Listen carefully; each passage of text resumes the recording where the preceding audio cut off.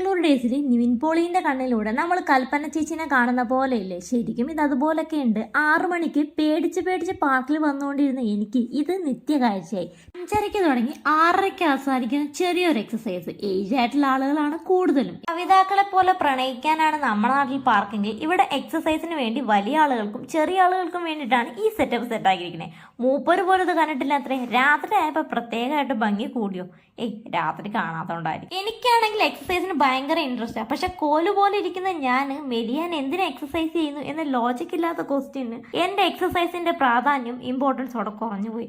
പക്ഷെ എക്സസൈസ് ചെയ്ത് തടിക്കാൻ പറ്റുമെന്നും ജിമ്മിൽ പോയാൽ തടിക്കാൻ പറ്റുമെന്നൊക്കെ ഐഡിയ ഉണ്ട്. പക്ഷെ 4 വർഷം വീട്ടിൽ ചുമ്മാ ഇരുന്നിട്ട് തടിക്കാതെ ഞാൻ എന്ത് ചെയ്തിട്ട് എന്ത് കാര്യം? ഒരു ഹെൽത്തി ഭാരതാണ് എന്റെ സ്വപ്നം. എക്സസൈസ് ചെയ്യാൻ മിനിമം കുറച്ച് തടി വേണമെന്നാണ് മൂപ്പന്റെ അഭിപ്രായം. ഈ നടക്കുന്നവരൊക്കെ പിന്നെ തടിച്ച് പൊണ്ണത്തടി ഒന്നുമില്ലല്ലോ, ചുമ്മാ നടക്കന്നെ.